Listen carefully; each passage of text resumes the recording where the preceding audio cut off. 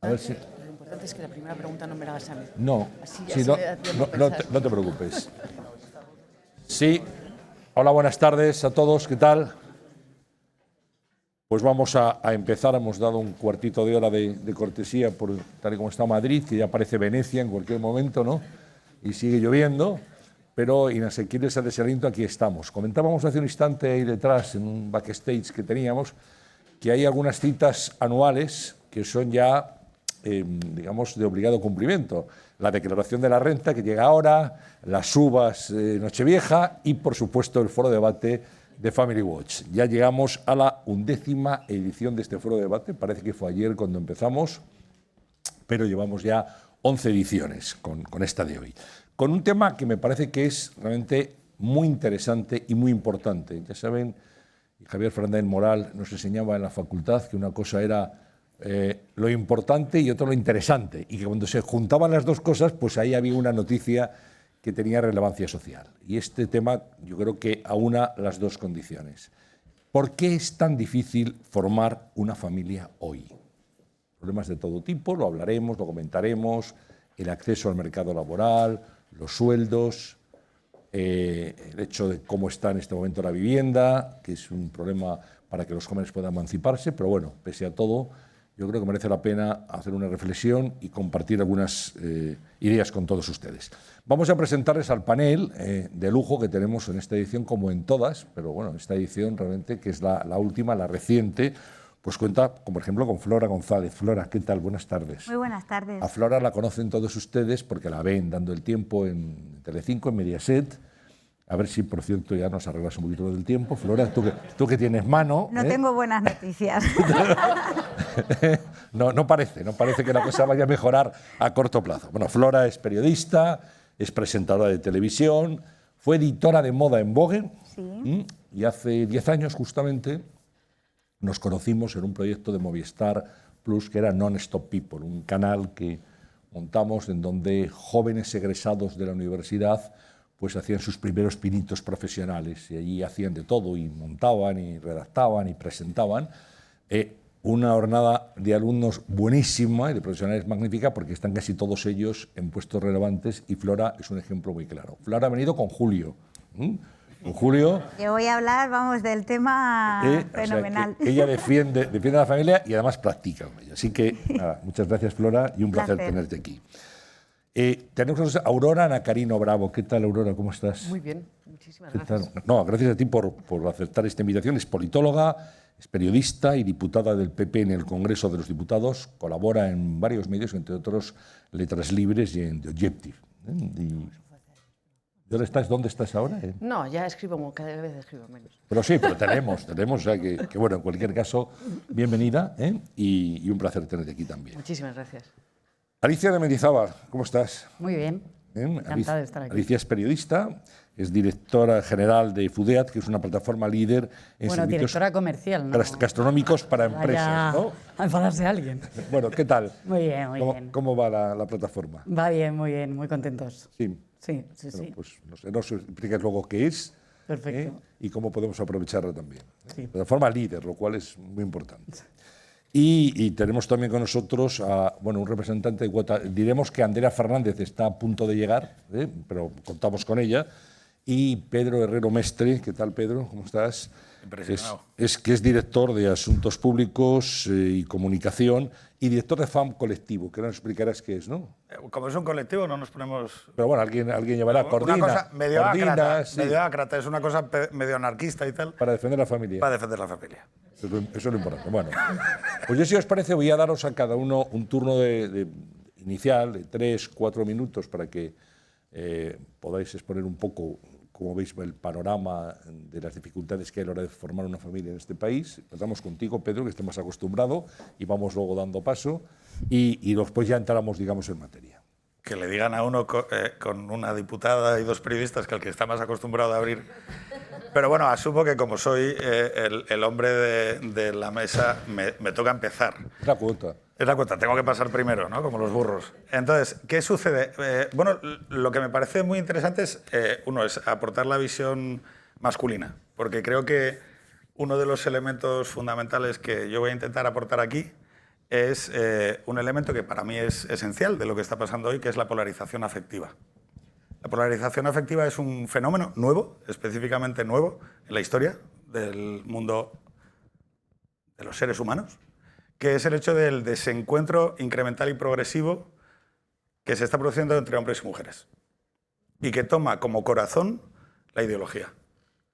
Y es un fenómeno que se suma a lo que ya era el descalzamiento cultural de la institución y a muchos fenómenos a los que, como estamos en el 11. Un décimo. Sí, o sea, la dislexia es complicada. Entonces, el onceavo. Bueno, entonces, la cuestión es que a los que les preocupa la cuestión de la familia y llevan muchos años, pues claro, van acumulando sucesivos problemas, ¿no? Pues la revolución sexual del 68, la secularización express, el divorcio de los años 80.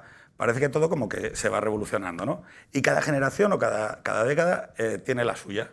Y yo me permito decir, después de experimentar mejor, después de experimentar bastante el contacto con la chavalería joven, que tenemos un fenómeno nuevo entre los dedos, que es cómo la ideología ha ido carcomiendo la posibilidad de confianza, amor y afecto entre hombres y mujeres. Y entonces, aquí viene el tema. Oye, no, pero es que la familia puede ser muy variada. Sí, la familia puede ser muy variada, pero los hijos se tienen entre hombres y mujeres. Claro, las familias pueden ser como los fruitis, pero todavía no hemos diseñado una alternativa para tener hijos a que hombres y mujeres se desnuden. Y cuando todo, a nivel cultural y a nivel social, ha imprimado cada vez una desconfianza mayor entre ellos, y sobre todo entre los jóvenes, lo que cada vez es más difícil es desnudarse con una persona del otro sexo. Y lo dejo aquí. Toma, no dejes en alto, ¿eh? O sea, en las series de televisión. Alicia. Pues bueno, a mí cuando estuve pensando sobre esta pregunta, ¿por qué es tan difícil formar una familia hoy?, pues me vinieron dos palabras que no están nada de moda a la mente. La primera, sacrificio. O sea, es una palabra que ahora resulta muy incómoda. Estamos en la época de la inmediatez, lo queremos todo genial los derechos, pero las obligaciones que me estás contando. Y claro, ¿qué se supone que es una familia? Pues una familia es anteponer a alguien por delante de ti, es también compromiso, es evidentemente un tema monetario, de gasto. Bueno, es que por lo pronto es que, como decía Gistau, es que no te puedes ni morir, ¿no? O sea, es tal la dependencia que se genera y el vínculo que tienes con esas personas que, bueno, que realmente, bueno, pues que eso es un sacrificio importante, ¿no? También de tiempo, realmente, bueno, pues te lo tienes que pensar dos veces.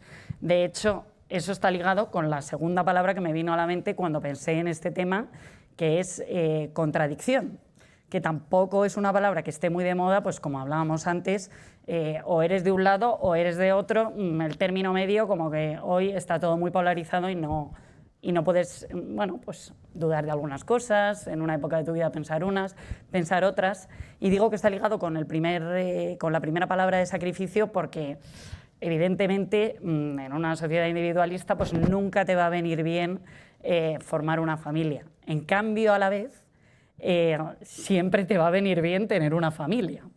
¿En qué sentido? Cuando necesitas dinero, la entrada a un piso, el aval, bueno, ¿en quién piensas primero? En tu familia. O sea, ya en términos muy prácticos. Cuando tienes un problema, ¿en quién piensas primero? Pues en tus padres. A ver, voy a hacer una llamada, ¿no? ¿Cómo me puede ayudar? También en términos prácticos, incluso pues, cuando nos vayamos haciendo mayores, ¿quién va a cuidar de mí, ¿no? Si no tengo una familia, ¿no? Al final, bueno, pues creo que se genera ahí una contradicción con esta palabra de familia, que ahora está tan en desuso, pues no está nada en moda, es mucho mejor ser libre, poder hacer de todo, esa idea de progreso que se tiene ahora, cuando en cambio la familia pues lo sostiene todo y realmente creo que es una contradicción porque a la vez usamos la palabra familia para uy, estos amigos son casi como familia, o sea, es muy aspiracional. Realmente pienso que todo el mundo anhela eso, o los compañeros de trabajo que son como familia, a lo que se quiere llegar, pero a la vez estamos en un momento en el que se deja como ya llegar a la familia, y a veces lo dejas para tan tarde que al final pues, nunca llegas a formarla, ¿no? Entonces, bueno, me encanta estar aquí y poder hablar de estos temas hoy, de lo que supone una familia, sacrificio, contradicción, y bueno, y poder compartirlo porque, bueno, pues la familia para mí, bueno, creo que se me nota que pie cojeo, es la red de todo, es la red de seguridad, es realmente pues, la base de una sociedad occidental cuando se está hablando de progreso, de lo que yo entiendo por progreso, claro, eso ahora es muy amplio ese término, y bueno, pues que poder defenderla con este debate que nos haga reflexionar, pues vamos a ello. Muy bien, pues vamos a ir a ello y antes escuchamos a Flora. Muy buenas. En este primer turno de intervención. Estoy muy de acuerdo con vosotros. Yo cuando pienso en por qué no he podido formar una familia hasta mis casi 40 años, que voy a cumplir ahora en junio, pues se me vienen a la mente diferentes términos. Por una parte, una crisis de valores que siento que se está extendiendo como una pandemia silenciosa. Yo, como ha dicho Antonio, he sido muchos años editora de moda y he visto cómo la tendencia ha cambiado hacia un consumo más rápido de moda. Me acuerdo cuando éramos pequeños que se te rompía el vaquero y tu madre te ponía una rodillera. Ahora se tira, te vas a una tienda fast fashion y compras 17 pantalones y 4 camisetas.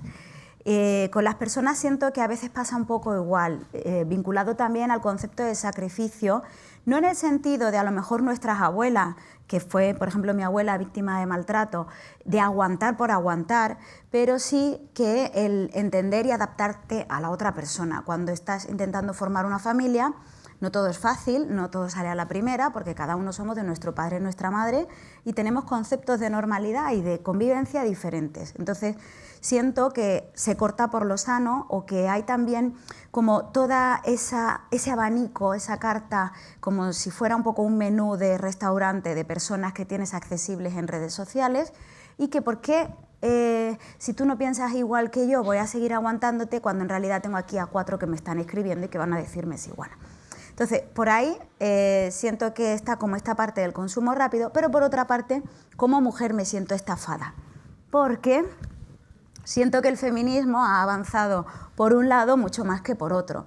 A las mujeres se nos ha dicho rompe el techo de cristal, sé directiva, sé guapa, sé amiga, sé amante, trabaja mucho, enfócate en una carrera. Y yo hasta los 40 años no he alcanzado la estabilidad profesional y a día de hoy todavía siento que tiembla un poco el suelo bajo mis pies y la estabilidad económica aspiro a alcanzarla en algún momento. Entonces es muy difícil porque seguimos ocupándonos de la casa, en nuestra esencia y en nuestra energía femenina sigue estando ese cuidado de la casa, esa distribución de tareas que al final es una carga mental que tenemos ahí todo el día y a la vez tenemos que sacar adelante una carrera exitosa y seguir siendo delgadas, monas y sonrientes. Tenerlo todo. Totalmente. Final, llegar a todo. Y no es fácil. Desde luego. Aurora. Bueno, yo lo primero que me gustaría decir es que el problema de la natalidad es probablemente el problema más grave al que tenemos que dar respuesta en los próximos años. No hay ningún desafío mayor. No quiero desmerecer la importancia de otros desafíos que tenemos, pero creo que no hay ningún reto mayor que este. Un país en el que no nacen niños es un país que innova menos, que es menos pujante, que es menos dinámico, que tiene menos talento disponible, que es menos creativo. En definitiva, un país en el que no nacen niños es un país sin futuro. Yo recuerdo hace poco tiempo, estuve en una conferencia de Jesús Fernández Villaverde, que es un gran economista, y dijo una cosa que me quedé y dijo, si me dieran solamente un minuto para poder hablar con el próximo presidente del gobierno, le hablaría de natalidad. Es decir, esto es el gran tema. Es un tema complicado porque, primero, es un problema que pasa en todo el mundo. No es un problema exclusivo de España, es un problema estructural. El hecho de que sea un problema estructural que aparezca en todas partes con distinta intensidad, pero en todo el globo, incluso en lugares donde pensamos que no hay ese problema, en África. También le escuché a Jesús Fernández Villaverde unas estadísticas sobre cómo había caído la natalidad y donde había caído, en términos relativos, más, era en el continente africano. Es decir, es un fenómeno que sucede en todas partes y eso hace que sea tan rocoso que sea muy difícil de abordar. Dentro de que es un problema global, en España es especialmente acusado.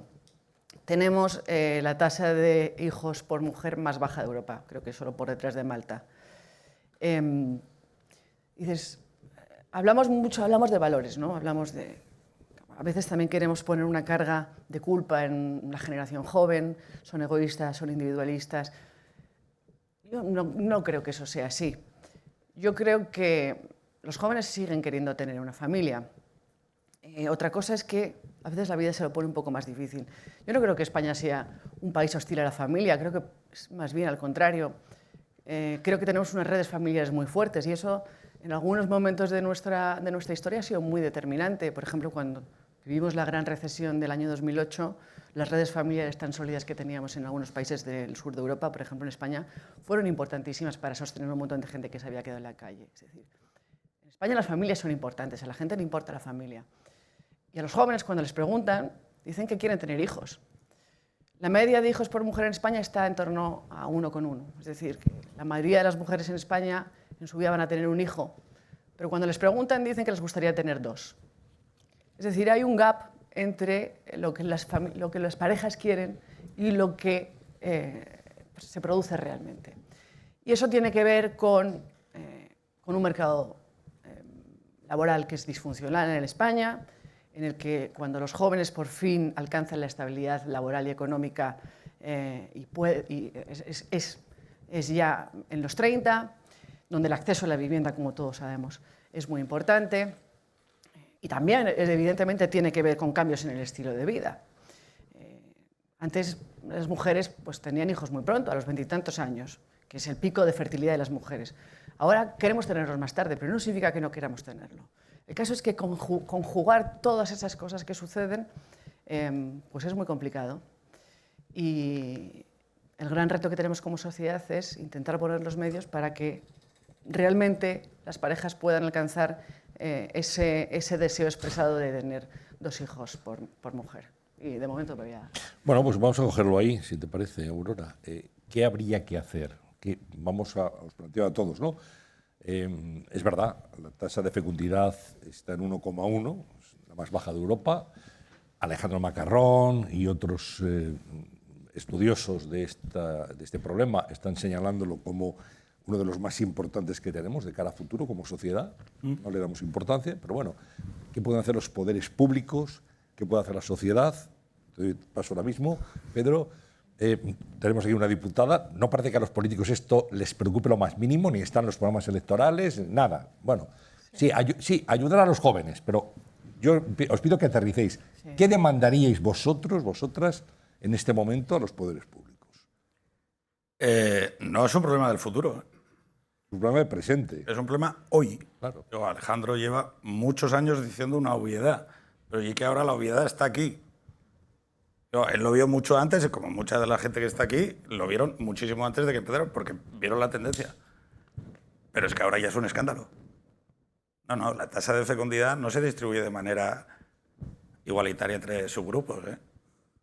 ¿Tienen ustedes hijas que vayan a la universidad? ¿Y cuál es la tasa de natalidad en una mujer que haya ido a la universidad? 1. 0,83. Es una mujer española que haya ido a la universidad. La tasa de natalidad hoy en España es 0,83. No hay un problema del futuro eso.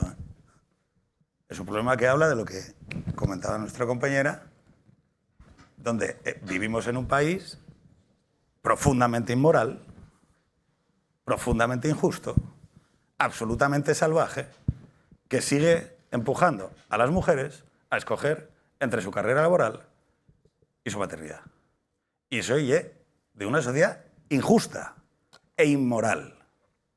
No me voy a meter aquí con que haya entre 90.000 y 100.000 abortos al año.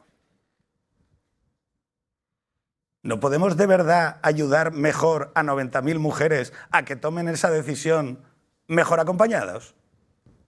¿No podemos preguntarles, oye, Carmen, ¿qué necesitas? Porque ya hacer una encuesta, ¿eh? Y entonces no tendríamos que teorizar. Sería coger y hacer una encuesta a 90.000 personas el año que viene y decirle, oye, Carmen, ¿podemos acompañarte mejor? Porque yo para eso pago la trimestral, ¿eh? Y declaro la renta. Pero ¿y qué no estamos haciendo eso? Estamos haciendo campañas de comunicación que igual no sirven para nada. Dicho lo cual, ¿qué podemos hacer? Vamos a inventar. Vamos a inventar. Como veo allí que hay gente que tiene menos de 30 años, vamos a inventar, ¿eh? Vamos a inventar. Esto es como ciencia inorgánica. Trabajo, casa y déjalos a ellos que se emparejen. Imagínate que construyéramos viviendas tal y como necesitamos, facilitáramos el acceso de los jóvenes a viviendas y diéramos trabajos más estables y deja que ellos se casen. El problema que tenemos aquí hoy en España es que, y esto sí que habla de un conflicto generacional, es que estos guajes son vecinos de pared del periodo más prolongado de crecimiento, estabilidad y desarrollo y movilidad social de la historia de la humanidad. Y los que tienen 60 años, ¿cómo te llamas tú, la de la pulsera? Sí, esta. ¿Cómo te llamas tú? Carolina, ¿no te dijeron lo de yo a tu edad? Hombre, un poco, ¿no? Como 200 veces. Es que yo creo que estás poniendo el dedo en una llaga muy clara, y es que por vez primera la generación actual va a vivir y vive peor que vivieron sus padres. Pues de una tendencia que tú señalabas muy bien, del desarrollismo en este país. Desarrollismo, el plan de desarrollo, todo lo que supuso la innovación en España, la democracia. Oye, la gente se podía ir buscando la vida con una cierta decencia. Sueldos que daban para acceder a una vivienda, para tener hijos, para pagar sus colegios, hacer frente a los gastos, irse de vacaciones, y ahora eso no ocurre. No sé en tu caso, Ali, qué es lo que pedirías o qué es lo que sería una demanda que los poderes públicos deberían de afrontar para solucionar esta cuestión. Pues un apunte antes, sobre todo, de la diferencia entre nuestros padres y nosotros. Ahí os recomiendo un libro que se llama Feria, de Ana Iris Simón, que habla muy bien de este tema, de sus padres eran carteros, o sea, no estamos hablando de un alto directivo o una persona de gran poder o un estatus social muy alto, y, en efecto, accedieron a una vivienda, su hipoteca, su casa, luego, bueno, pues tuvieron más de 2 hijos, y viven cómodamente, etcétera, ¿no? Y bueno, pues ella es un libro muy personalista en el que cuenta la diferencia con, bueno, lo escribió como con 30 años, creo, 31 o algo así, y decía, la frase de a tu edad, yo a tu edad tenía, y con mis ahorros me había comprado su madre una Thermomix, cosa que ella para nada con lo que tenía, pero para ella, bueno, pues lo había conseguido. ¿Por qué? Porque, y se fue a vivir a Aranjuez. Ana Iris se fue a vivir.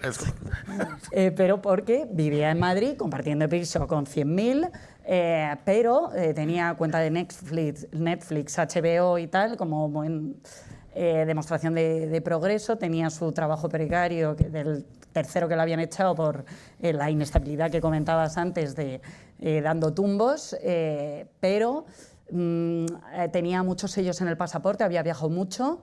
Pero bueno, ni de broma se podía pensar en tener un hijo, cuando en realidad con esta de libros se estaba dando cuenta que ella en realidad lo que quería era tener una familia. Bueno, un inciso simplemente para recomendaros este libro. Y luego, bueno, de cosas que se puede hacer, yo creo que habría que plantearlo en una doble respuesta, porque está el problema a corto plazo, que, bueno, que ahí obviamente no puedes entrar en temas de cambio de valores o temas de redes sociales, de lo que nos afectan, de vemos al vecino y siempre pensamos que es mejor o tiene una mejor vida, siempre te parece todo mejor el de al lado, o pues la base a lo mejor de la familia que pueda ser el matrimonio. Pues yo creo que también un dato importante es que se divorcia el 50% de la gente no aguanta, ahora vivimos muchos más años y bueno, pues la estabilidad que requiere formar una familia pues es más complicado. Entonces bueno, eso sería un tema más a largo plazo, un tema de valores que bueno, que a lo mejor entra mucho el tema de la ideología que comentabas antes, que eso no se puede solucionar de aquí a los próximos 5 años. En cambio, otras cosas que a lo mejor sí que se pueden poner ya en marcha y sí que pueden marcar la diferencia, y con esto hablo de todas las comunidades autónomas, porque entre comunidades autónomas hay unas diferencias, he estado investigando un poco para esta charla, y es que hay unas diferencias brutales en las ayudas que se dan. Y además dices, bueno, a lo mejor vivir en Madrid es más caro, sí, pero aquí ya parece que hay más ayudas hasta los 3 años, etcétera, de cosas muy básicas, sobre todo de lo que es el arranque principal, poder tener un hijo. Pues tú hablabas a lo mejor de abortos, pero yo pensando más en las madres que quieren ser, pero cuando ya han decidido serlo, pues claro, tienes más problemas de fertilidad, pues a lo mejor, dado bueno, pues casos que conozco, es muchísimo dinero. Si necesitas ayuda de la ciencia, bueno, pues creo que en algunas comunidades es hasta el 4.º intento, creo que en Madrid se ha ampliado hasta los 45 años, que antes estaba en los 40. Bueno, pues eso también, que se te pueda, igual que en la sanidad pública, pues te apoya si quieres abortar, pues lo mismo a nivel de fertilidad. Yo creo que eso ayudaría mucho, dado que bueno, pues la mujer puede tener hijos hasta más tarde, sin ningún tipo de problema, vamos. Y además es cuando justo tiene la estabilidad financiera y demás. Y luego, bueno, pues otro tipo de ayudas, cuando el arranque, aquí otra referencia, no sé si habréis visto la película 5 lobitos, pero es claramente el ejemplo de cómo te sientes al tener un hijo, del bombazo que te acaba de pasar, bueno, de que estás completamente sobrepasada con la situación, y además lo que tú quieres es que nada cambie, ¿no? Que tú puedas seguir haciendo tu trabajo, lo que decía Flora, de que estés siendo guapa, es la mejor amiga y todas esas cosas, que todo a la vez es inviable, y de hecho ella al final se acaba trasladando a casa de sus padres, la protagonista de 5 lobitos, y claro, en ese momento de arranque pues es cuando te vienen bien las ayudas bueno, que sí que te pueden marcar la diferencia. Pues por ejemplo, si quieres seguir con tu vida laboral, pues de 0 a 3 años el tema de la guardería, que es muy duro también dejar a tu hijo en una guardería tan bebé, tan pequeño, y donde también es foco de infecciones. Bueno, pues es duro dejarlo ahí, pero bueno, no hay alternativa. O por ejemplo el sistema sanitario, el llamado calendario del niño sano, quien tenga hijos o los haya tenido recientemente lo conocerá, que es básicamente el acompañamiento que te hacen de las vacunas, el pediatra, bueno, en los centros de salud, que bueno, pues funciona otra vez distinto en cada comunidad. De hecho, es bastante loco que en algunas comunidades te ponen unas vacunas, en unas son obligatorias, en otras no. Yo no lo entiendo bien, pero así funciona. Y bueno, pues eso también, que cada vez, obviamente, te dicen, estaría bien ponerle esta vacuna. Joder, claro, como no se la vas a poner, ¿no? Pues te vas a comprarla y cuesta como 100 euros. Bastante dinero, ¿no? Entonces, la del rotavirus. Por ejemplo, el rotavirus. El rotavirus es una medicina carísima que ahora en mi segunda hijo creo recordar que ya sí que estaba subvencionado, ¿no? Bueno, pues ese tipo de ayudas pues sí que obviamente te empujan a decir, bueno, pues aquí me siento un poco más respaldado por mi comunidad autónoma. Bueno, no vamos a asustar a Flora. No, yo estoy bien. Porque lo de tener un hijo es la cosa más grande que bueno, yo ahora mismo estoy como en una nube, o sea que nada puede perturbarme. Estoy con las hormonas feliz. Bueno, y mucha gente le sorprenderá cuando te has dicho, he alcanzado la estabilidad, un poco de estabilidad ahora, con 40 años, y todavía se me mueve el suelo bajo los pies. Bueno, hombre, si estás en televisión y sales en pantalla... Llevo 10 años en pantalla. Claro, bueno, y cómo están pagados los jóvenes periodistas, ¿no? Y los viejos también, o sea, estamos todos... Si luego están mal, los jóvenes no te quiero contar, ¿no? Que es un auténtico drama. Tal cual. Por parte de las empresas, cómo se aprovechan también. Bueno, ¿tú qué pedirías como Pues yo por una parte considero, y yo vengo de una familia muy numerosa, mi madre es la mayor de 9 hermanos, os podéis imaginar el tipo de crianza que yo he tenido, muy de una familia, en mi casa siempre había gente.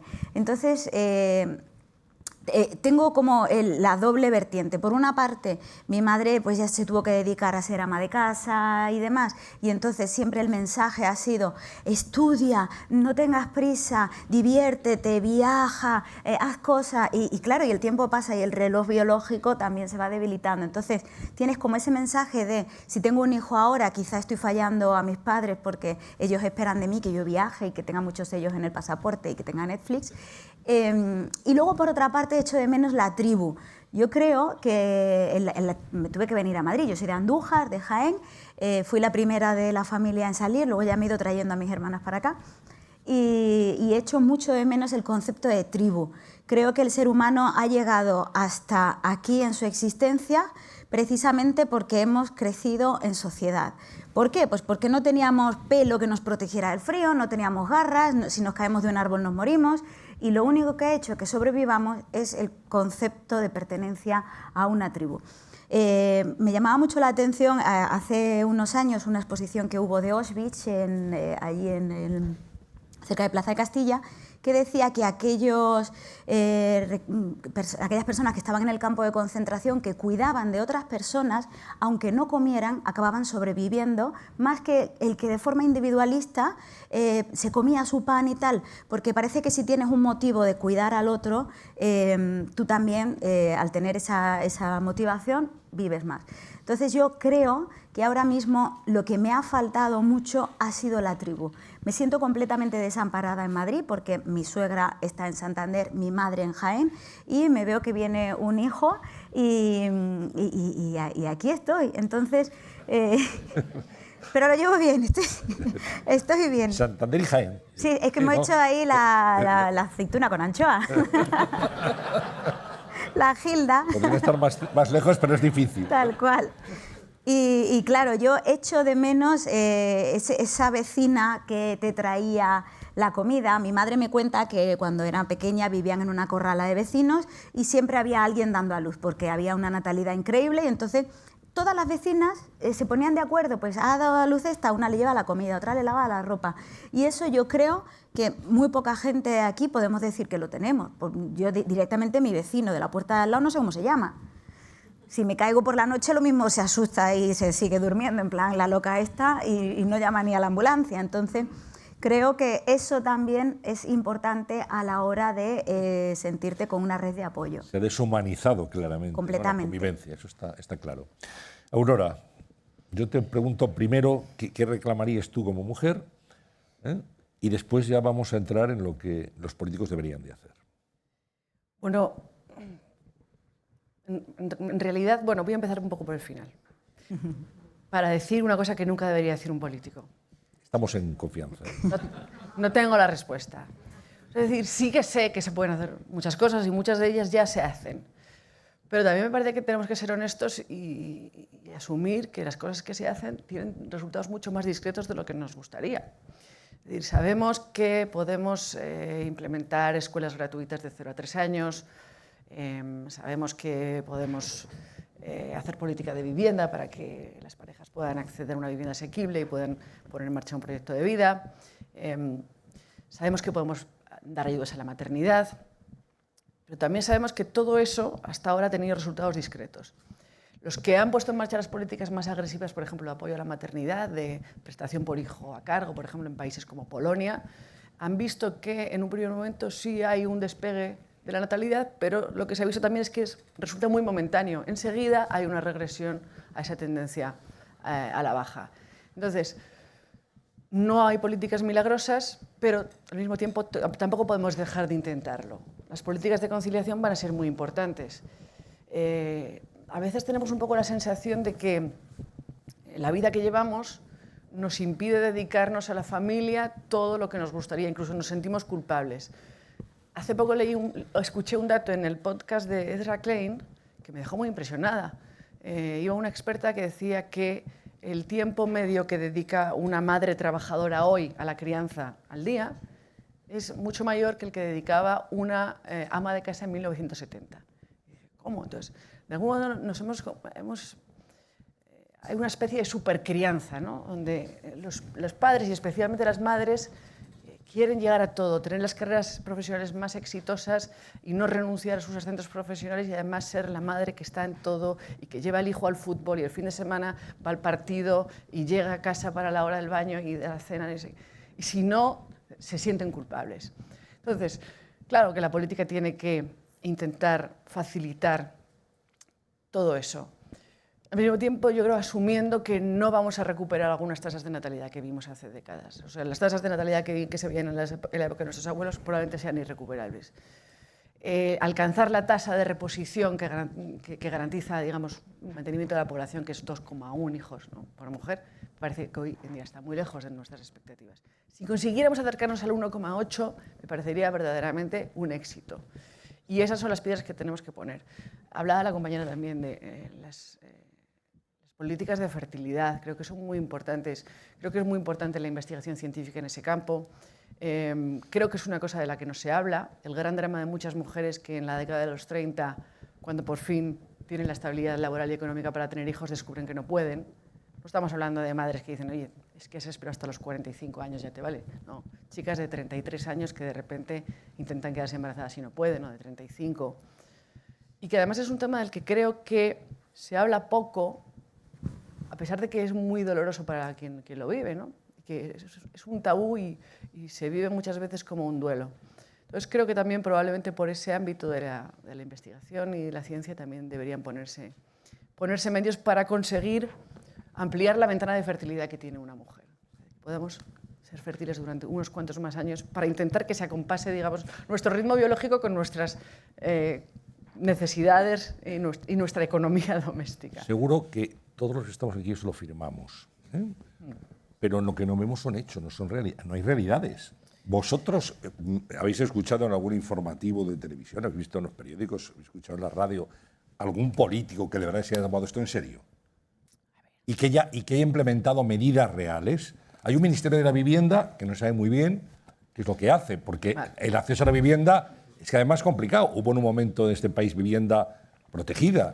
Esto ya no existe. Los ayuntamientos no sacan suelo, no se hacen vivienda. Es decir, ahí yo creo una dejadez clara de los políticos. Y te sientes aludida porque eres diputada. Pero hay una dejadez clara de los políticos, me da igual, administración central, autonómica o local, que no hacen nada o hacen medidas cosméticas, pero no hay ayudas reales que puedan realmente aportar soluciones a las mujeres. Yo no soy una gran defensora de mi gremio profesional, no soy la mayor corporativista, tú no tienes responsabilidad, pero no, sí creo que hay algunas cosas de justicia. Yo sí que creo que se han hecho cosas en los últimos años. Hasta hace muy poquitos años, por ejemplo, los permisos de paternidad, cuando digo paternidad me refiero a de los hombres, eran de 2 semanas. Hoy los permisos de maternidad y paternidad no solamente se han ampliado mucho, sino que además se han igualado. Se hacen cosas. La gratuidad de las escuelas de 0 a 3 años. Que hoy sí que se habla de conciliación. Se habla de la necesidad de flexibilizar la jornada laboral, algunos de reducirla, se habla de la jornada de 4 horas, pero sobre todo lo que creo que es más importante es hablar de la flexibilidad del tiempo, ¿no? Que los padres puedan tener mucha más flexibilidad para ir a la oficina y poder hacerse cargo de la complejidad que entraña sacar adelante una familia. O sea, creo que sí que se han hecho cosas que son insuficientes desde luego, pero al mismo tiempo que digo que son insuficientes, también sería injusto decir no hemos dado ni un solo paso en la última década. Creo que sí. ¿Que se tienen que hacer muchas más cosas? Por supuesto. ¿Que eso requeriría un acuerdo entre grandes partidos que hoy en día es francamente complicado? No está en la agenda. Sí, no está en la agenda, como decís vosotros, no sé. Pedro, sí. ¿Y te parece que se están haciendo muchas cosas? Creo que es más culpa de los periodistas, fíjate. No, la culpa es de los periodistas. Sí, porque, o sea, quizá es porque siempre me produce esto sí que es acervo español, ¿no? Es leña al mono de los políticos hasta que hablen inglés, ¿no? ¿Qué hace el gobierno? ¿Y usted? O sea, aquí tenemos un problema. Vamos a ver. Es entender cómo se configura el sentido común colectivo en nuestra comunidad, en nuestra ciudad, ¿no? En la ciudad inacabada de la polis. Yo les voy a confesar que lo que diga un político no le importa a nadie. Tampoco lo que diga un cura. O sea, quizá esto hay que renovar un poco sobre qué es lo que le importa, cómo fijamos los modelos de vida buenas, cómo decimos que las cosas son aspiracionales o buenas, ¿no? Por ejemplo, hubo años en este país donde la gente hacía cosas como farmacia de guardia, o médico de familia, o ay señor, señor. O había una ficción narrativa que decía que la familia era una cosa sensatamente imperfecta, ¿no?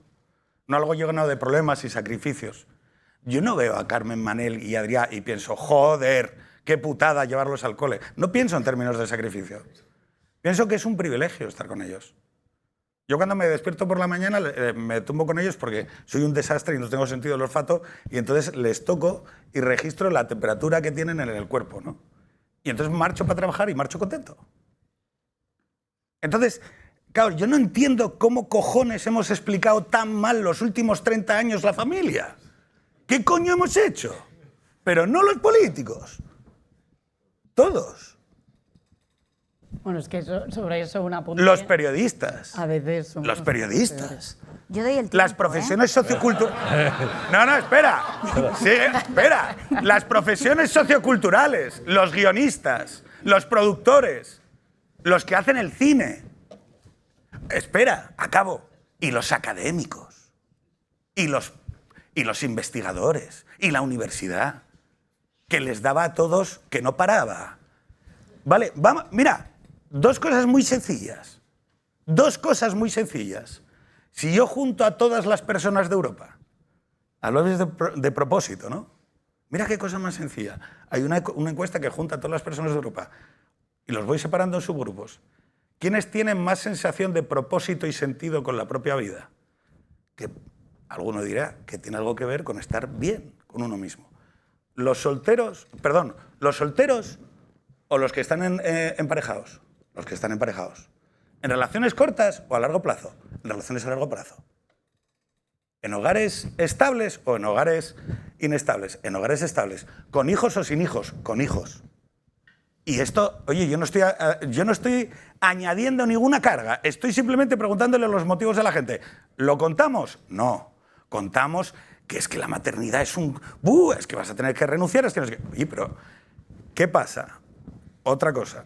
El último dato que doy, porque lo dijiste antes, dijiste el matrimonio y tal. El matrimonio lleva bajando así en diagonal desde los años 70, así. ¿Vale? Hay un momento en los 80 que para poder reflejar que la gente vivía junta y lo del matrimonio no lo estaba pillando, la EPA dice, oye, vamos a preguntar si la gente está viviendo junta. Y entonces de repente hace sí, porque la gente no estaba viviendo junta pero sin casar. ¿Y qué pasó en 2011? En 2011, esas dos mediciones juntaban en mujeres de 24 a 35 años, creo que es, un 40% de emparejadas y un 20% de casadas. 2011, antes de ayer, la gran recesión. ¿Y en 2023?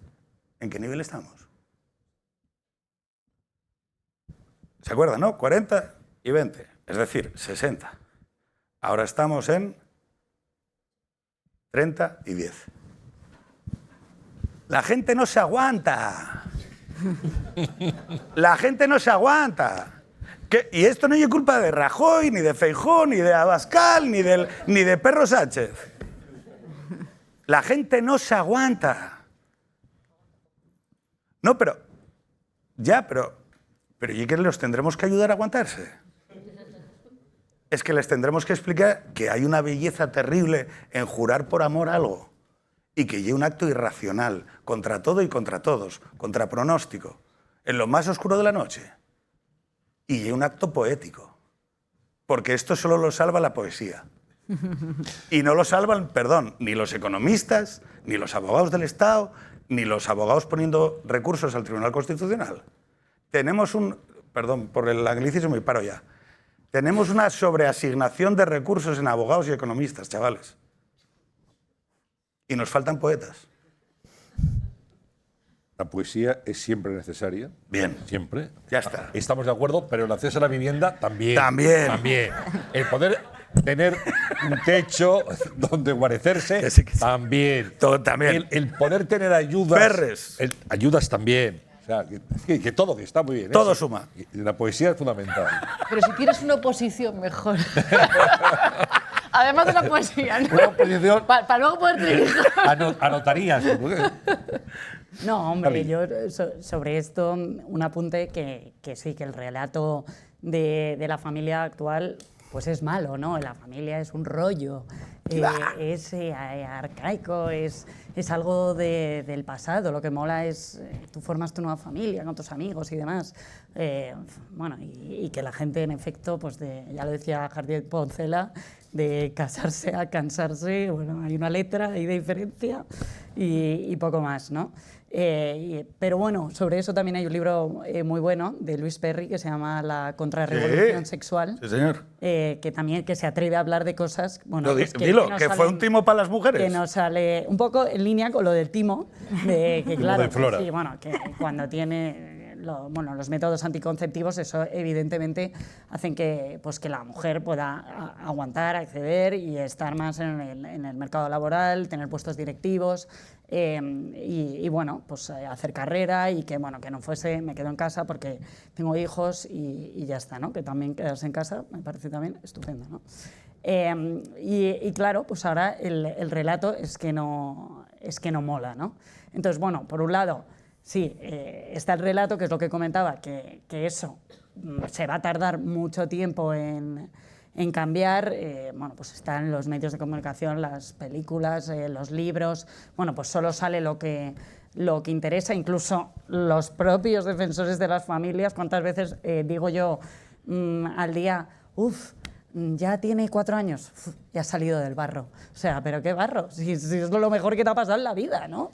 Pues yo también hablo mal a veces de la familia, ¿no? O sea, que nosotros mismos, los mayores defensores de la familia, tiramos piedras sobre nuestro propio tejado, consumimos series en las que creemos que eso es lo real. Incluso me decían el otro día, fíjate en las telenovelas de por la tarde, la que ven los abuelos también, ahí se va metiendo ahí que bueno, que tener una familia realmente que no es importante y tal, y ya se lo van a acabar creyendo, me decían. Y yo, bueno, pues no sé, eso ya no lo sé, ¿no? Pero bueno, al final el relato será algo mucho más tedioso y difícil de cambiar, y todos ahí tenemos que contribuir, tenemos que ser partícipes. Pero a corto plazo me veo más en tu posición, ¿no? De tú estás aquí en Madrid sola y obviamente pues no estás pidiendo que tu alcalde te venga a apoyar, ¿no? pero que sí, que a lo mejor tengas un apoyo financiero. Alicia, haremos unos turnos para ir en auxilio de Flora cuando corresponda, ¿eh? Para llevarte tuppers y cosas así. Gracias. Lo haremos. Bueno, cuéntanos, volves. ¿Con respecto a qué? Porque Las ayudas, en fin, a lo que sería, digamos, para ti en este momento, algo que podías demandar, no a los políticos, ¿eh? Estamos hablando de eso que se llama el poder, es decir, la gente que transforma la sociedad. En Francia hay más ayudas que en España, por ejemplo. En Francia se ayuda mucho a la maternidad. Hablabas tú de Polonia, Aurora, pero hay países donde evidentemente se incentiva, se apoya, se saca suelo para poder construir vivienda a un precio accesible, se toman en serio estas cuestiones. O sea, yo creo que eso es algo que no está ahora mismo presente en la sociedad. que de hecho la creo- familia es todo, ¿eh? Luego hablaremos de las bodas. Creo que puedo echar piedras sobre mi propio tejado y sí que es verdad que hay una precariedad laboral evidente, sí que hay una incertidumbre económica, pero a veces pienso que el dinero para mí por lo menos no ha sido la barrera que yo he tenido a la hora de tener una familia o con 30 o con 40 años. ¿Por qué? Porque yo llevo un iPhone que es el iPhone más caro y mi padre tiene un trauma, y es que mi padre no se compraba nunca el Marca porque costaba 100 pesetas y se iba a leerlo a la biblioteca porque con esas 100 pesetas mi madre compraba 2 litros de leche. Entonces, es verdad que no comprarte un iPhone no soluciona mucho, pero el que tuviéramos en nuestra casa desde pequeños una educación financiera que nos lleve de nuevo al concepto de sacrificio, que nos lleve al concepto de entender las prioridades, y que si quieres crear una familia, pues a lo mejor tienes que empezar a ahorrar y no te tienes que ir a Bali a hacerte fotos en bikini. Que no quiero frivolizarlo, porque yo soy la primera que me he ido a Tailandia a hacerme fotos en bikini. Como lo he hecho, pues así lo puedo criticar. Pero es verdad, o sea, las prioridades han cambiado y creo que Es cierto que ganamos mucho menos que nuestros padres, que la vivienda es mucho más cara, pero también todos queremos vivir en Madrid y todos queremos estar en el meollo y salir de fiesta. Mi pueblo, que es Andújar, ha pasado de tener una población de casi 60.000 habitantes a 32.000 y gracias a los inmigrantes que han llegado, porque si no, quedarían 4 viejos mal hablando. Entonces, estamos abandonando el pueblo, estamos abandonando de nuevo la comunidad, todos queremos estar en Madrid, todos queremos hacernos la foto, todos queremos viajar. Entonces, el dinero se está llevando a otro lugar. Que es verdad que con los 2.000 euros que vale un iPhone no tienes un hijo, está claro, pero son muchas cosas. Mis padres no iban a bares porque, por lo mismo, mi madre ama de casa, mi padre barrendero, os podéis imaginar, en mi casa el sueldo eran 100.000 pesetas lo que entraba y 3 niñas. Y lo han sacado y las 3 hemos estudiado en la universidad. Imaginaos el sacrificio.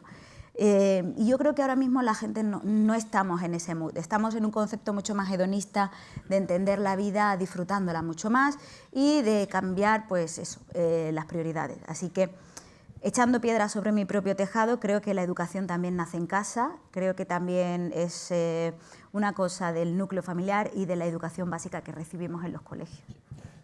Antes también cuando estábamos hablando, Pedro, hablábamos de gente que se iba a casar. Andrea. Hablábamos, bueno, de gente que conocíais unos y otros y ha dicho alguien, ¿no? Ha sido, bueno, aquí se casa todo el mundo, ¿no? Bueno, y tú vas ahora a las fechas de reserva de restaurantes, de lugares de celebraciones de boda y tal, y ya te dan para el 2027. Es decir, está todo, o sea, la gente se sigue casando. ¿Te puedo contar una cosa que seguramente le cause curiosidad a la gente de aquí? Puedes, debes incluso. Vale.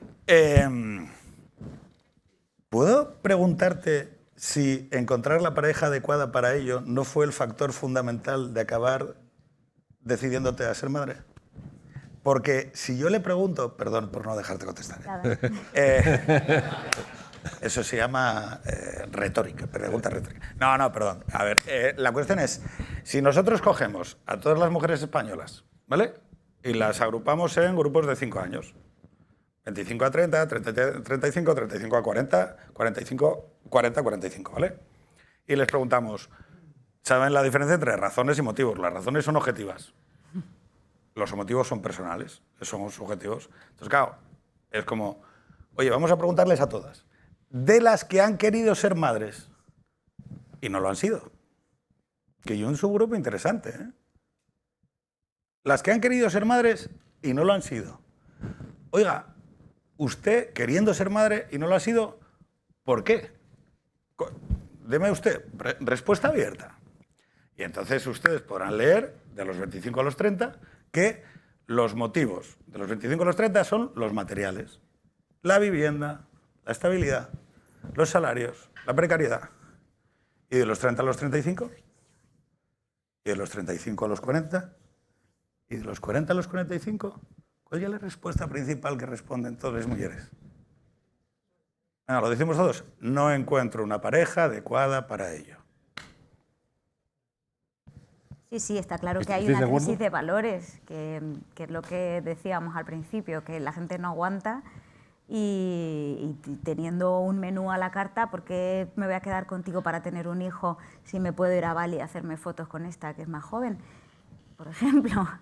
Claro, y la pregunta es, si ese es el motivo más importante, mucho más allá del material, entonces, ¿hacia dónde deberíamos dirigir los esfuerzos principales? ¿A hacer un plan Marshall para las familias? Por supuesto. Porque yo no sé si lo saben, pero de la OCDE somos el país que menos invierte en familias. Es decir, el país más familiar y el que menos invierte en ayudas. Con lo cual todo ello es cierto al mismo tiempo. ¿Necesitamos un plan Marshall para reconstruir con ayudas familiares y darle a la gente? Por supuestísimo. Pero es que además habrá que hacer el Ministerio de las Familias. No, digo, el de la serie. Digo, habrá que hacer series. Habrá que hacer series y creación cultural y premios de novela. Miren, yo no sé si lo saben. Esto... ¿Conocen ustedes el fusilamiento de Torrijos? El cuadro que está colgado es lo que se llamaba pintura historicista. La pintura historicista es una pintura que cuando empieza el gobierno de la Primera República, Sagasta dice, oye, tenemos un país que no tiene sentimiento nacional, no tenemos, dicen los pijos, nation building, ¿vale? Entonces, ¿qué tenemos que hacer? Ahí seguimos, ¿eh? Ya. Sagasta bien. O sea, entonces, y dijo él, coño, vamos a hacer una cosa, vamos a hacer los premios nacionales de pintura y vamos a hacer los episodios nacionales de Galdós, pero pintados. Y entonces la mayor colección de pintura historicista de España está colgada entre el Congreso de los Diputados, el Senado y el Prado. Y ahí está. Digo que el Estado, las herramientas persuasivas culturales del Estado existen, ¿eh? Y son potentes. O el reciclaje, ustedes se convencieron porque un día se les ocurrió. O el cambio climático, que de repente, a mí los osos polares de 2050 me la bufan, pero de repente yo no podía comprar bolsas de plástico sin pagar 5 céntimos. Y a mí sí me dicen que me recaudan 5 céntimos de la compra. Papagay a Flora. La escuela 03, pago eso y lo que me haga falta. No sé si me explico. Y pagamos impuestos en los carburantes. Que ya es mentira que no se pueden hacer cosas. ¿Cómo no se van a poder hacer cosas? Si andamos todos conduciendo coches eléctricos. ¿Qué cojones es esto? O sea, ¿qué manera de pensar la realidad del ser humano es decir, no, bueno, nada, esto tocóme, ya está, se acabó? Pero vamos a ver, que nosotros hacemos preses, ¿o? Que hacemos diques de contención, que el ser humano consigue transformar la realidad, ¿o? ¿Qué manera de pensar el mundo es esta? La manera de pensar nihilista que es la que ha arrasado con la familia. Bueno, y ya está, acabó el mitin. estabais apuntando un tema que me parece muy interesante, que es el de Aurora, la elección de la pareja. Es más complicado, ¿pensáis que es más complicado ahora encontrar una pareja, no sé si para toda la vida o para un largo plazo de tiempo, para la aventura de la maternidad y la paternidad? A ver, es que claro, es que haces unas preguntas. Claro, yo pregunto y vosotros respondéis. Pero De todas eso se las trata. preguntas están necesariamente sesgadas por el sujeto que las responde. Entonces, claro, tú me preguntas a mí, que estoy muy enamorada, y te voy a decir... Bueno, pues, bien. Un aplauso. Un aplauso. Bien. Pero Para claro, general. yo respondo desde mi experiencia. No, pero yo no te pregunto por tu caso, Aurora. Ah, Te no. pregunto Estaba deseando contarle al mundo que estoy muy enamorada. Dicho esto, pero más como representante política, ¿crees que esto es una cuestión de que tus amigas, tu círculo cercano te transmite, que lo ves en la calle o no? Que no lo sé. No lo sé. Yo en mi círculo cercano tengo a todo el mundo muy emparejado. O sea, yo no sé si la elección de pareja ha cambiado con respecto a épocas anteriores. Lo que sí que probablemente ha cambiado es que ahora la gente se divorcia mucho más. No hay tanto un problema para emparejarse, sino cuanto para darle... De duración, estabilidad. Darle seguimiento a eso durante... Entonces, se casa mucha gente, tú dices, se sigue casando mucha gente. Se casa mucha gente y se divorcia muchísima gente también. Que es lo que antes no sucedía. La gente aún continuaba en matrimonios no siempre muy felices, pero durante más tiempo. Entonces, las parejas se siguen encontrando. Otra cosa es si al cabo de 3 años nos miramos y seguimos viendo en esa pareja a la persona de la que nos enamoramos o nos hemos desencantado o no. Pero bueno, ya te digo, yo en mi caso personal... Pues la verdad que felicidades, enhorabuena, y tu círculo cercano, ¿no? Sí, pero, sí. pero le hacía la pregunta retórica Pedro a Flora, y no sé si en tu círculo crees que esa es una dificultad. Mi círculo es todo lo contrario. Mis amigas justo están la mayoría solteras y haciendo la ronda de Tinder. ¿No? Entonces me cuentan, claro, nosotras hacemos terapias los domingos para que nos cuenten sus citas, porque a cuál más disfuncional. Yo creo que también la salud mental y la inteligencia emocional y el intentar no llevar piedras en la mochila es importante a la hora de enfrentarte a construir una relación sana. El trabajarte un poquito, el meditar, el interiorizar en ti, en tu espiritualidad, en tu saber estar, creo que es importante. Tú no puedes llegar a una persona y decir, este soy yo, esta es mi mochila y si no la quieres, pues le doy al siguiente de la aplicación. Entonces, ahora mismo mis amigas lo definen con que el mercado está muy mal. El mercado. El mercado está bajista. Bueno, es que otra cosa de la que se podría hablar largo y tendido es de citas de Tinder. Eso daría para, Pues para mí, y el para año muchas bien. risas también. Pero una cosa que decía Marina Garcés, por ejemplo, yo leo mucho sobre esto porque me gusta pensar en frontera de qué vamos a hacer con la gente que se está quedando sola. Las solteras, los solteros. Vivimos en un mundo de hijos únicos, ¿no? Y eso cambia también la composición de las relaciones. Debe cambiar también y facilitar los puntos de interacción entre gente con hijos y gente sin hijos. Aquí voy a meter la matraca de Colectivo Fan. La idea es diseñar experiencias de ocio y disfrute, de música, en donde las generaciones se pongan en común y puedan... no sé si han ido ustedes alguna vez a un festival de música, pero yo como un campo de concentración. Entonces, vamos a diseñar experiencias, vamos a hacer cosas para que la gente con hijos y la gente sin hijos entren en contacto. Y si podemos traer mayores, mejor. ¿Por qué? Porque Maxim Huerta puso un tuit hace unos meses y a mí me golpeó muchísimo. Porque dice él, me he dado cuenta que cuidando a mi padre y estando con él y acompañándolo en el proceso de alejamiento y muerte, yo mismo no sé quién me va a acompañar cuando eso me pase. Por ejemplo, en las parejas homosexuales, la vejez incrementa exponencialmente la soledad. Y hay más problemas de salud mental y hay más problemas de... No sé si lo conocen, pero el mayor factor que es concurrente al ánimo vital, o sea, el ánimo vital es que abras los ojos y sepas por qué quieres vivir, ¿vale? Bueno, pues eso en la tercera edad, el factor totalmente concurrente con el ánimo vital es, sorpresa, los nietos. Claro, lo sabían nuestras abuelas. Por alguna razón ahora hay que hacer una investigación para decir lo mismo que sabían nuestras abuelas. Pero vale, o sea, de acuerdo, ya lo tenemos investigado y nos dicen que para tener una tercera edad sana en la salud mental necesitamos nietos. Es decir, necesitamos cuidar, porque cuidar nos da propósito y sentido cuando de repente la profesión se nos aleja. ¿Qué queremos decir con esto? Que tendremos que intervenir para hacer entrar en contacto a gente que cada vez se siente incrementalmente más sola con mis hijos. Pero Yo tengo 3 hijos. Pero es que luego también tus hijos... ¿Cómo? También tus hijos están teniendo unas dinámicas que no están siendo del todo sanas. Voy a poner un ejemplo. ¿Los míos?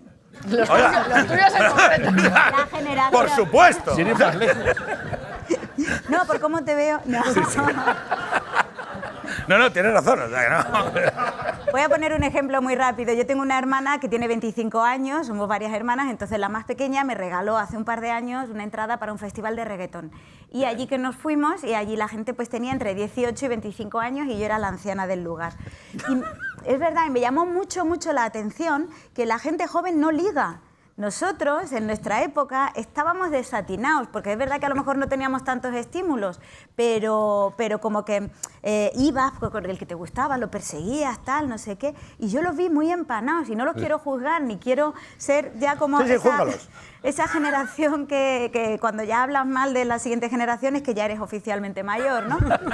Pero es que yo le dije, pero si sois monísimos, todos guapísimos, ligaros a morreo, experimentar, pero no es que ni se hablan, están ahí con los móviles, en grupillos y tal. Entonces, eso me llamó mucho la atención, no por tus hijos, sino por la generación. Generaciones actuales. No, sobre eso es que luego llega el like, pero ya por redes sociales, es el contacto posterior, como que ahí solo se va a mirar, ¿no? Claro. Y luego ya la cosa viene luego. Pero bueno, sí, este fenómeno de separar tanto los mundos, hasta el punto de que, por ejemplo, hay hoteles sin niños. Bueno, que lo hay, que bueno, que también, como es un negocio. Hay que cerrarlos. Fenomenal, pero... ¿Qué cojones? No, es que quiero cenar sin hijos. Oiga, mire, váyase a la mierda.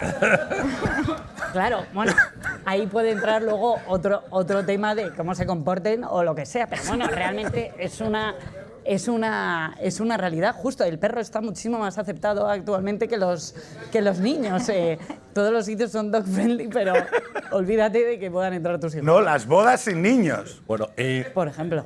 me vais a permitir, vamos a dar paso a las preguntas que nos hace el auditorio. Con esto de Tinder, algunos sociólogos explican que, lo que contaba Flora, esto es un fenómeno, de que estos chavales están ahora jóvenes, salen a tomar una copa, etcétera y tal, ahí no se dice nada. Y luego sí conectan por Tinder. Claro. ¿Y por qué? Y dice, es para evitar el rechazo. O sea, en otras épocas algunos éramos especialistas en aceptar calabazas y no pasaba nada, no te traumatizabas para toda la vida. Ahora, para evitar el trauma, pues ya está, que dan match o like o lo que sea, pues funciona, que no, pues Te otra. bloqueo y ya está. Es así. Bueno, es que los tiempos están cambiando, que decía Bob Dylan, ¿no? Bueno, les recordamos, tienen ustedes unas tarjetas ahí en sus asientos y quieren formular alguna pregunta a la mesa, pues pueden hacerlo. Nos dice alguien, ¿y si el problema no es tanto que sea difícil formar una familia, sino que no hemos actualizado lo que significa formar una familia? ¿Quién contesta? Yo no tengo ningún problema. Este es un problema. Yo me autodefino conservador, un poco heterodoxo, pero me autodefino como conservador. Creo que cojo la categoría de Gregorio Luri y dice, oye, ser conservador es ofrecer una mirada amable al pasado y traer al presente hacia tus hijos una tradición. Y entonces es un proceso de reforma constante. Miras para atrás, observas un bien, como por ejemplo los Reyes Magos, y lo traes al presente, y eso es lo que se hace tradición. Entonces, creo que el pensamiento conservador, en base a la ola de secularización, se puso muy tenso porque percibió un ataque salvaje a la institución matrimonial, ¿no? Y entonces, yo creo que el ataque salvaje no eran los gays que querían vivir juntos en un hogar. Y más o menos, esto lo explico en todo sitio y condición, creo que hay que asumir que cuando dos personas viven en un hogar es un modo de vida deseable.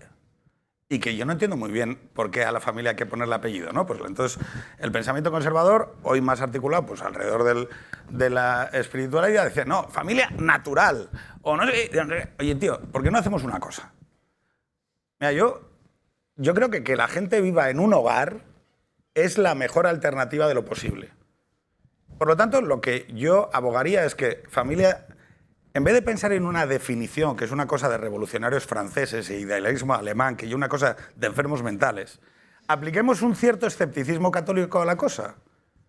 Si la cosa funciona, ¿qué más da? Deja a la gente vivir tranquila en un hogar y que se llamen como quieran. ¿Por qué? Porque lo que queremos es que la gente vea un bien moral en cuidar, en dejar pasar al otro, en que cuidar al otro y el verdadero propósito de la existencia. Y si dos gays o dos lesbianas o dos bisexuales o el Sunsun Corda te dice que en realidad ve una belleza moral en eso, tú dices que ven para aquí, que estás conmigo. Porque si no, la alternativa ya es expulsarlos a la ideología. Y que entonces la gente diga, no, y hay que cuidar, no, y para mí. Y creo que ese fue un error conceptual que tuvo sentido, ¿eh? No pretendo echarle la culpa a nadie sobre esa serie de conclusiones. Pero creo que lo peor que le pasó a la familia, y además eso contradice totalmente lo que ha sido la visión de la familia con esa ambigüedad católica, española, escéptica de, oye, las cosas son lo que son y acabarse, fue que la política se metiera por dentro. Y se nos metió la política y la ideología por dentro. Y entonces perdimos un huevo de tiempo poniendo recursos al Constitucional, sentencias del Tribunal Constitucional, abogados metidos por medio. Y los abogados no construyen nada, chavales. Hölderlin, solo permanece lo que fundan los poetas. Bueno, Luego, reivindicamos la poesía de nuevo. perdón un segundillo, también hay que entender que el concepto de familia tampoco se puede distorsionar, se puede adaptar y se puede ajustar a los tiempos modernos, pero tener una planta y un perrito no es tu familia. Y hay gente que se autodefine como mamá o papá perruno y... Hay gente muy rara, ¿eh? Y llevan a los perritos en el coche, que no es criticar, pero es que también tenemos que cuidar y defender. Yo soy muy criticona, ¿qué voy a hacer? Es que soy así yo. Pero que es verdad que hay que cuidar y defender y proteger el concepto de familia, actualizándolo. Sí, efectivamente, una familia de padres gays, incluso monoparental con hijos, en la que hay amor, va a ser mucho más funcional que una casa en la que no hay amor. Pero tenemos que también defender el concepto tradicional de familia. Bueno. Mira, iba a decir natural. Bueno, dejadme que... Iba a decir normal, que peor. Tenemos algunas preguntas de los asistentes. Vamos a formularlas así rápidamente porque también el tiempo va transcurriendo. Alicia, una pregunta de Álvaro del colectivo FAM y dice: ¿Cómo ponemos en valor volver a pedir y dar perdón en la pareja? Bueno, pues ahí una doble respuesta. La primera, yo creo que incluso no hay ni que ser... hombre, Dios ayuda, si eres católico, Dios ayuda. Eso... Un poquito. Bueno, otra vez, ya veis de qué pie cogeo, pero bueno, creo que Dios ayuda bastante. Yo siempre he dicho que me tocó esta religión, la más fácil, porque es la que distingue entre el bien y el mal, todo lo perdonas, te confiesas, todo eso está chupado. Seguro que, no sé, todo el mundo se muere y todo el mundo va al cielo, perfecto. No, pero ahora fuera de bromas, al final yo creo que si eres católico, Dios ayuda, sin duda, no me da vergüenza de decirlo. Y luego, bueno, lo segundo, al final yo creo que el iPhone de los 1.000 euros nos está haciendo mucho daño.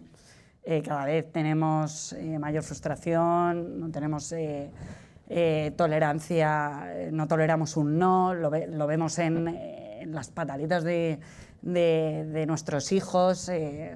No sé, que al final si ahí no estableces unos límites no sabemos aburrirnos, necesitamos. El otro día leía un artículo buenísimo de Santiago Isla que hacía una oda a la rutina, de cómo la rutina se ve como fatal, es que la cosa está muerta, es un horror, pero claro, saber pedir perdón y querer reconciliarte y demás, también está muy ligado a la rutina. Uno no puede estar en un hype constante, estar todo el tiempo arriba, y eso cuando, bueno, pues cuando te casas o cuando sin casarte o que tienes una pareja de hecho.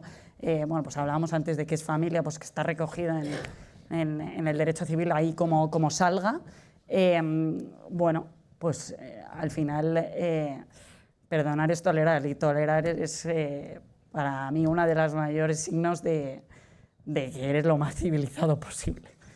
Bueno, Aurora pregunta, las mujeres hoy pensamos que la maternidad produce una desigualdad en el mercado laboral. ¿No hemos sabido potenciar el valor de la maternidad? Vamos a ver, lo que sabemos es que la llamada brecha de género, la brecha laboral de género, no afecta a todas las mujeres.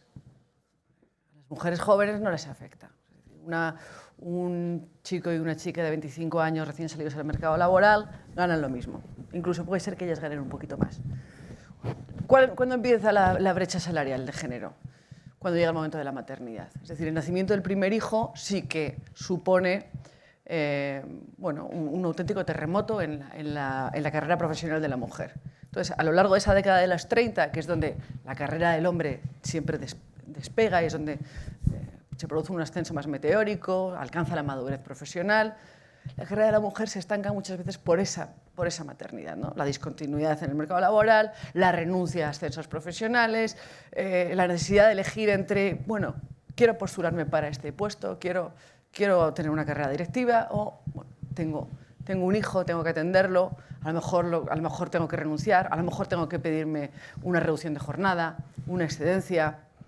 Eso es diferencial absolutamente, ¿no? Eso explica la diferencia salarial de género. Durante mucho tiempo se perjudicó la maternidad porque incluso había una discriminación desde el punto de vista del legislador con respecto a las mujeres. El hecho de que haya tardado tanto, por ejemplo, en igualarse los permisos de maternidad y paternidad, bueno, es que un Estado que discrimina de esa manera es un Estado que te está diciendo cuál es tu lugar en la sociedad. Al hombre le daba 15 días, porque tu lugar en el mundo y en la sociedad es ser provisor. Usted tiene que trabajar para proveer económicamente a la familia, para sostenerla. Y entonces a su mujer la vamos a dejar en casa porque su papel es la crianza. Entonces eso genera expectativas sociales sobre cuál es el papel de hombres y mujeres en la sociedad. Y es la madre del cordero, ¿no? Lo de maternidad y trabajo es la madre del cordero, y es donde tenemos que poner todo el énfasis. Muy bien. Flora, ¿qué responsabilidad tienen las madres y los padres en la educación que se transmite en los hogares? Toda. Mi hermana es docente y lo veo a diario. Hay muchos padres que, bueno, también venimos un poco de mi generación, es conocida como la generación llavero, que hemos crecido con las llaves de casa porque ya nuestros padres, en mi caso no, pero muchos padres y madres trabajaban, entonces llegabas a casa, abrías tú, te hacías tu bocadillo de nocilla y entonces ahí había como esa ruptura con los padres de falta de comunicación y ese miedo y respeto al padre. Ahora lo que sucede es que es un poco al contrario. Tenemos miedo de los hijos, para que no se frustre, para que no se aburra, que no le quiero causar un trauma, porque como quizá nosotros venimos tan traumatizados, a lo mejor no queremos hacer eso, pero es que la educación nace en casa, es donde pasamos la mayor parte de nuestro tiempo. Es cierto que escoger una escuela que esté alineada con los valores está bien, pero no podemos cargar la responsabilidad de los valores y de la formación, de la esencia de una persona en un desconocido que al final el año que viene va a tener otros 30 niños que están desbordados y que encima ahora hay niños con capacidades especiales y a los que hay que prestarle más atención, por lo cual el tiempo no es el que necesitan nuestros hijos para formarse en valores. Así que en casa es donde se tiene que crear todo. Muy bien, pues dos últimas preguntas. Una la formula Ramón de Bustamante y dice así, Pedro, ¿qué correlación creéis que existe entre la crisis de la masculinidad y la polarización entre hombres y mujeres? Es muy interesante porque es lo que nos da pistas. Cuando nosotros hacemos análisis sobre los subgrupos en las comunidades políticas de Occidente, aspiramos a que se constitucionalicen, que significa que tú no seas capaz de predecir el comportamiento electoral de un subgrupo por un determinado tributo que él no puede decidir. Si es negro, si es moreno, si es hombre o si es mujer. La aspiración universalista de cualquier democracia avanzada es que aquellos elementos que no puedes decidir de ti mismo no puedan hacer que predigas, por ejemplo, tu comportamiento electoral o tu ideología, ¿no? ¿Qué nos sucede hoy? Aproximadamente cuando empieza la revolución feminista, revolución cultural feminista al estilo de Mao, entre 2015 y 2019, con el juicio de la manada y demás, empezamos, no solo en España, pero también en España, a contemplar un fenómeno electoral en el subgrupo de las mujeres, que era que iban escorando su comportamiento electoral hacia los extremos de la izquierda. Algunos lo intentamos avisar, con fallido resultado, y esto se nos va en un determinado momento de las manos porque los hombres jóvenes empiezan también a separarse y a votar ideológicamente a opciones cada vez más extremas. ¿Y qué sucede? Decimos, ¿son hombres y mujeres? No. No es el género.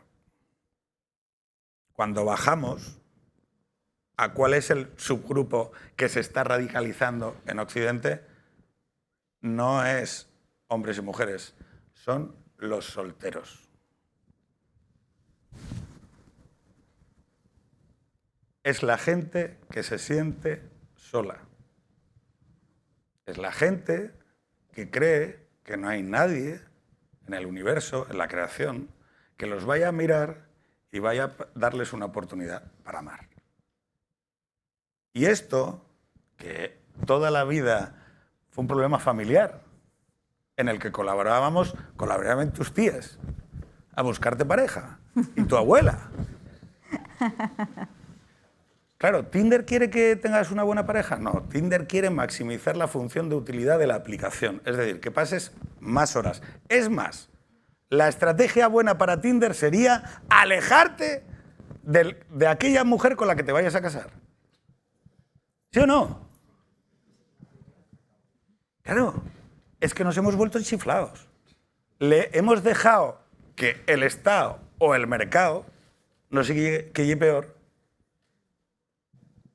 intervengan procesos que antes realizaban familiares que por lo menos te querían. Igual eran muy pesados, sí, pero querían que te casaras. Y hoy dejamos a los chavales... Claro, yo llevo a mi hija de 12 a un parque donde, ¿qué hay? Latinos. Y entonces ella ya tiene novio. Con 12 años. Porque no están mirando el móvil y no están empanados.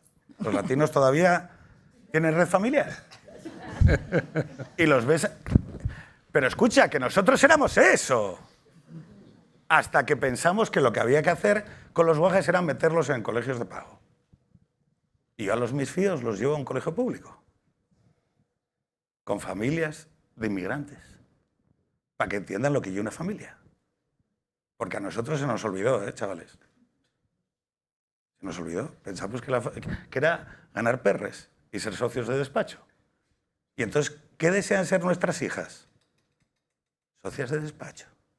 ¿Y qué es ser socio de despacho? Miserable. Una vida de mierda. Dejamos ahí.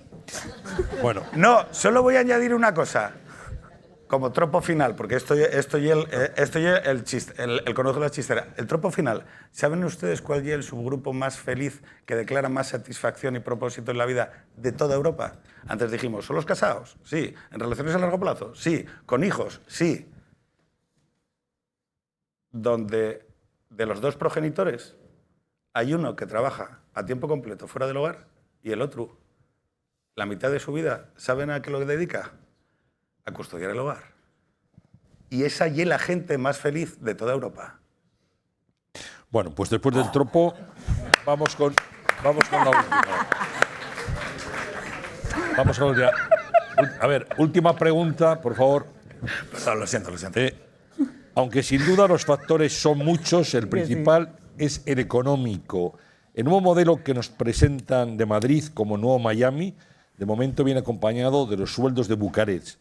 Así el sistema nunca funcionará, ni se formarán hogares, ni se tendrán hijos. Aurora. ¿Qué? Perdón. Hay que estar atenta, ¿eh? Sí. Hay que estar atenta. A ver, dice, aunque sin duda los factores económicos son los principales, el nuevo modelo que nos presentan en Madrid como el nuevo Miami, de momento viene acompañado de los sueldos de Bucarest, que no es Miami precisamente, es Rumanía. Así el sistema nunca funcionará, ni se formarán hogares, ni se tendrán hijos. Claro, pero el problema es que, eso que se suele decir normalmente, ¿no? La gente vota con los pies. Entonces, ¿qué pasa? Que la gente se mueve y va a vivir donde quiere vivir, donde cree que va a haber más oportunidades para ellos, entonces todo el mundo quiere vivir en Madrid. Y eso es una tendencia que se ha acusado ahora, pero que en realidad, desde que el mundo es mundo, la gente ha querido vivir en comunidades, digamos, con una densidad de población alta. Siempre me acuerdo de la cita de Sócrates que decía que yo no tengo que ver con los árboles en el campo, tengo que ver con los hombres en la ciudad. Entonces, cuando hablamos del vaciamiento de los pueblos, nos da mucha pena y tal. No hay nada que quiera más en el mundo que mi pueblo de 40 habitantes, pero la realidad es que la gente quiere vivir en las ciudades.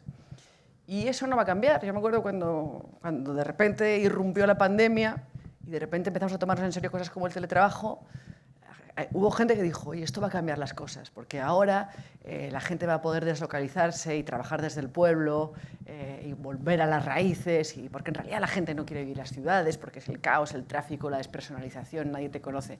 Mentira, eso nos duró 2 días. La realidad es que la gente quiere vivir en las grandes ciudades. Incluso si los precios de los alquileres son desorbitados, incluso si tenemos salarios como los de Bucarest, la gente sigue queriendo vivir en Madrid. Y eso es una cosa que hay que gestionar y hay que intentar gestionarla pues de la mejor manera posible, que es complicada.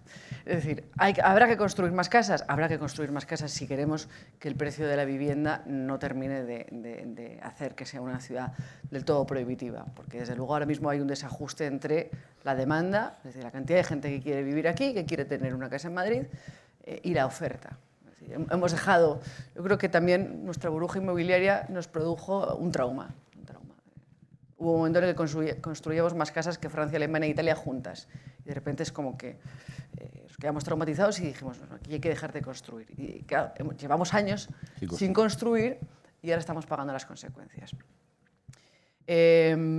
También a mí no me gusta ver tampoco esto del urbanismo y el efecto capitalidad de Madrid como un juego de suma cero. Parece que Madrid es esa aspiradora de población y de inversiones y de talento que perjudica al resto del país.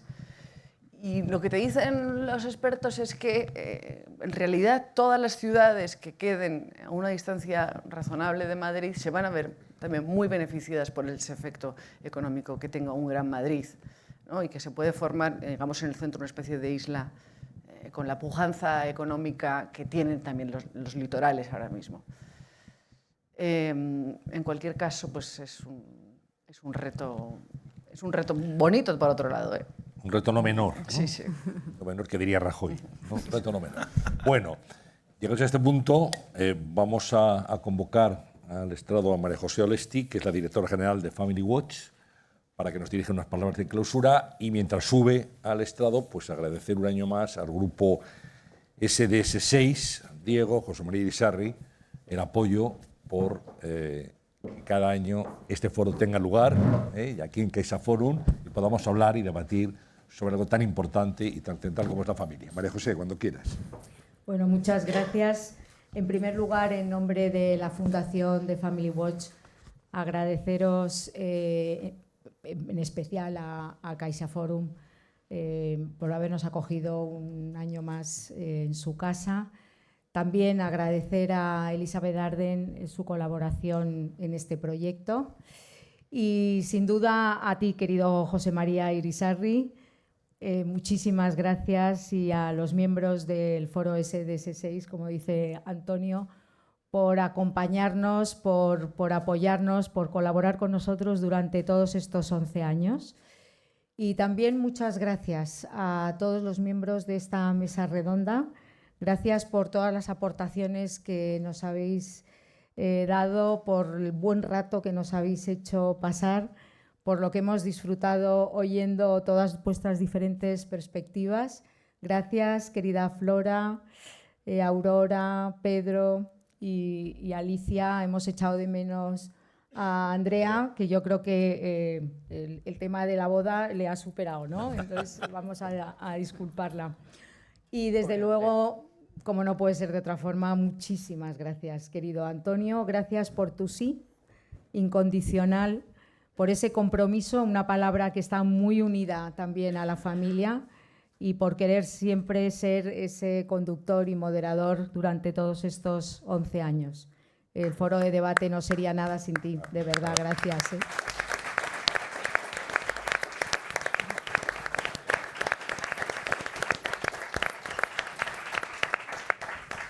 Y sin duda muchas gracias a todos vosotros por vuestra presencia esta tarde aquí. El barómetro de la familia de este año que presentamos en enero arrojaba el dato de que formar una familia era para el 90% de los encuestados algo más difícil y dificultoso que en generaciones anteriores, en generaciones de los padres y de los abuelos. Pero también que hoy había una valoración positiva menor de formar una familia, tanto en el ámbito laboral, incluso político y social. Eso ha sido lo que nos motivó a escoger este tema de este 11º foro de debate. Pero, sin duda, digamos que el hecho de que hoy estéis todos aquí lo que hace que no pueda perder la oportunidad de seguir contando con vosotros, porque es precisamente con vuestra ayuda, con vuestros donativos, lo que hace que el trabajo que se desarrolla en Family Watch, en informes, en estudios, en actividades como la de hoy, pero también en las jornadas de expertos, haga que ese trabajo tenga un impacto positivo, no solo en los medios, sino también a nivel político, en los legisladores, etcétera, que permita que de alguna manera, a través de medidas políticas, se pueda visualizar esa importancia que tiene la familia en la sociedad, y de alguna manera también ayude a desarrollar y a mejorar la calidad de la vida familiar. Así que, de nuevo, muchísimas gracias a todos, y termina hoy aquí este 11º foro de debate, y os invitamos a compartir juntos un refrigerio que nos tienen ahí preparado. Gracias. Gracias.